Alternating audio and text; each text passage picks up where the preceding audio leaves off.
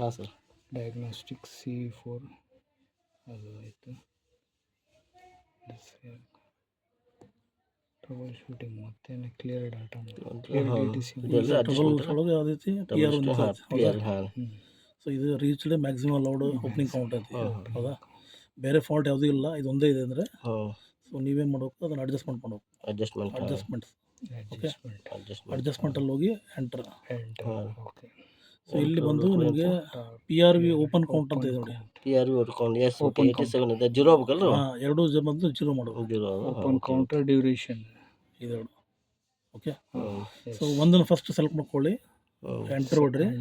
Okay. ಇಲ್ಲಿ ಬಂದು up down ಮಾಡಿದಾಗ ಅದು ಚೇಂಜ್ ಆಗುತ್ತೆ ವ್ಯಾಲ್ಯೂ. 0. ಇದನ್ನು 0 ಮಾಡಬೇಕು. ಓಕೆ. ಆಮೇಲೆ ಬಾಜು ಅದನ್ನು 0 ಮಾಡಬೇಕು. ಓಕೆ. ಮಾಡಿದ ಮೇಲೆ ಮತ್ತೆ ಎಂಟರ್. ಸೊ ರೈಟ್ ಸಕ್ಸಸ್ ಆಗುತ್ತೆ ಅವಾಗ. ಓಕೆ. ಮತ್ತೆ ಎಸ್ಕೇಪ್. ಸೊ ಈಗ 0 ಆಯ್ತು, PRV ಕೌಂಟ್ 0 ಆಯ್ತಾ. ಈಗ ಡ್ಯೂರೇಷನ್ ಅದು ತಳಗ PRV 0. ಮತ್ತೆ ಎಂಟರ್ ಹೊಡ್ರಿ, ಮತ್ತೆ ಸೇಮ್ ಪ್ರೊಸೆಸ್ 0 ಮಾಡೋದು.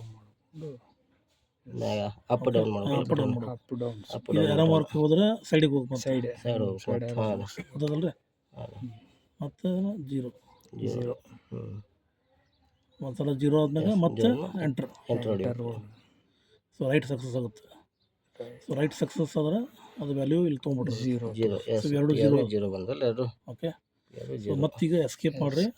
ಇನ್ನೊಂದ್ಸಲ ಬೇಕಾದ್ರೆ ಟ್ರಬಲ್ ಶೂಟ್ ಒಳಗೆ ಹೋಗ್ರಿ. ಎಂಟರ್. ಸೊ ಈಗ ಇದು ಐತಿ ಈಗ ಸದ್ಯಕ್ಕೆ. ಅಂದರೆ ಒಂದ್ಸಲ ಕ್ಲಿಯರ್ ಮಾಡೋಕೆ ನಾ ಈಗ DTC ಮಾಡಿದ್ಮೇಲೆ ಟ್ರಬಲ್